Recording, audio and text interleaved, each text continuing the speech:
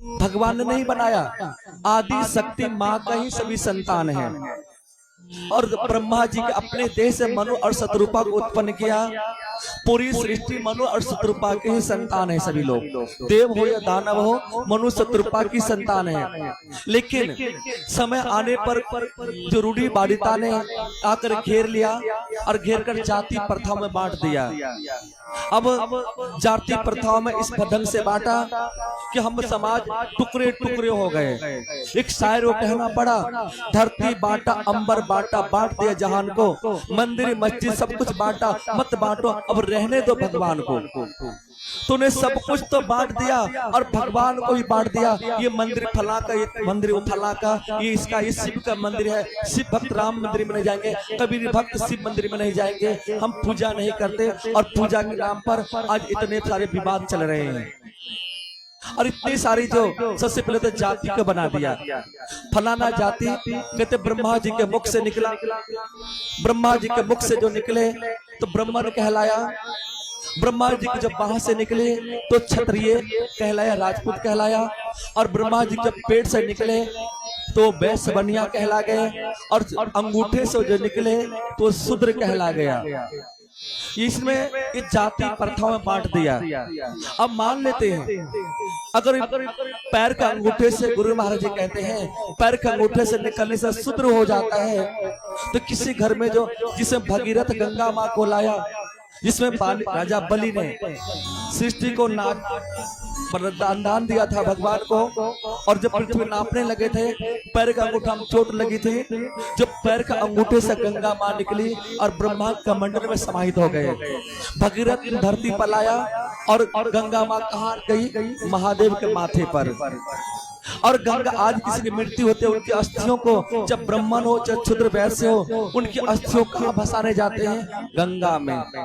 गंगा तो शूद्र है, फिर उसमें क्यों भसाने जाते हैं आप? और किसी को जब कोई श्राद्ध कर्म, कुछ पूजा कर्म होता है तो शूद्र को ही जल छिड़काव करते हैं। गंगा जी तो शूद्र हुई, उसमें क्यों जाते हैं करने के लिए? उनकी जल क्यों छिड़काव करते हैं? यहाँ लोगों ने अपने ढंग से बांटा। आप पूछिए सूरज की कौन सी जात है, इस हवा की कौन सी जात है, इस धरती की कौन सी जात है? कोई इसकी जात तो है नहीं, सभी लोग ले रहे हैं। आप हॉस्पिटल में जाइए, खून की कमी है, वहां पर आपको फलाना ग्रुप का खून लग चढ़ेगा, उसमें जात नहीं देखा जाता। दो जगह जात, एक शमशान घाट में और एक हॉस्पिटल में। वहां किसी व्यक्ति का किसी जात का खून हो, ब्लड चढ़ा दिया जाता है। और किसी जात को एक ही शमशान घाट में जलाया जाता है। जाति के नाम बना दिया। अब फलाना जाति को, क्या मेरे शरीर पर लिखा हुआ है? नाम लोगों ने लिख कर बताते हम फलाना जाति का है, लेकिन रियल में तो हम कुछ और ही हैं। वेदों में ऋषियों ने कहा, न हम ब्राह्मणम न क्षूद्र न पुरुष किंतु असंग सच्चिदानंद स्वरूपा प्रकाश रूपा चिदाकाशा ब्रह्म प्रकाश असंग अवस्थान कि नाम मैं ब्राह्मण हूँ। आत्मज्ञान लेने के बाद, आत्मा का साक्षात्कार करने के बाद मैंने जाना ना मैं ब्राह्मण हूँ, ना मैं शूद्र हूँ, ना मैं वैश्य हूँ, मैं कोई नहीं हूँ, मैं एक परमात्मा का अंश हूँ, मैं प्रकाश रूप हूँ, मैं चेतन शक्ति, मैं आत्मा रूप हूँ। मैंने ये जाना। और किसी ने कहा मैं व्यवस्था से, मैं कर्म से मैं ब्राह्मण हूँ, कर्मों से भक्ति भाव पे रुचि रखने से मैं ब्राह्मण हूँ, मैं युद्ध भूमि में क्षत्रिय हूँ, और व्यवस्था से मैं वैश्य हूँ, और साफ सफाई से मैं शूद्र हूँ। ये आप देखिए किसी बॉर्डर पर तैनात जब युद्ध लड़ने जाते हैं तो क्या उचित जाति की उसमें पुलिस फौजी अफसर होता है? किसी भी जाति का हो सकता है। यहाँ देश की सेवा करने वालों को वहाँ कहा गया है क्षत्रिय। वो किसी भी जाति को हो सकता है जो देश की सेवा करता है, पुलिस बनकर, फौजी बनकर, या मास्टर बनकर, डॉक्टर बनकर सेवा करने वालों को क्षत्रिय कहा गया है। ब्राह्मण, ब्रह्म जन्मना जायते क्षुद्रः संस्कारात् द्विजुजते ब्रह्म जनाति ब्राह्मणः। जो ब्रह्म को जानता है ज्ञान दीक्षा के द्वारा, वो ब्राह्मण, चाहे किसी जाति को। कोई जाति नीच नहीं होती है, हर जाति में नीच होती है। हर जाति में नीच होते हैं, कोई जाति नीच नहीं होता। रविदास महाराज तो यहाँ कहा, हड्डी रक्त और मांस से जन का बड़ा आकार, आंख पसारी देख लो सारा जगत चमार। हड्डी मांस से तो सबका शरीर बना हुआ है, लेकिन आंख खोलकर देखो ये किसकी जात, कौन है ये सभी तो वही है। रविदास महाराज ने कहा, मेरी जात कमीनी पात कमीनी औछा जन्म हमारा, हम शरणागत राजा रामचंद्र कहे रविदास चमारा। हम राम को देखे, हम ओछा होते हुए राम को देखे, क्या आपने ऊंची जाति होने के बाद देखा भगवान को? नहीं देखा।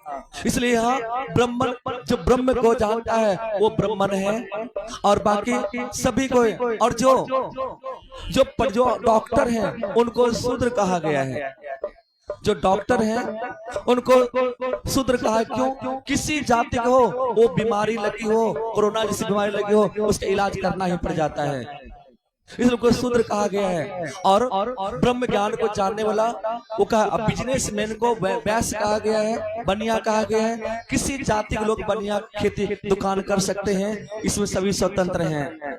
यहाँ जाति प्रथा बांटा, इसलिए किसी ने कहा, तोड़ो जात धर्म की दीवारों को, नफरत कर तुम लहू मत बहने दो। तोड़ो जात धर्म की दीवारों को, नफरत लहू मत बहने दो।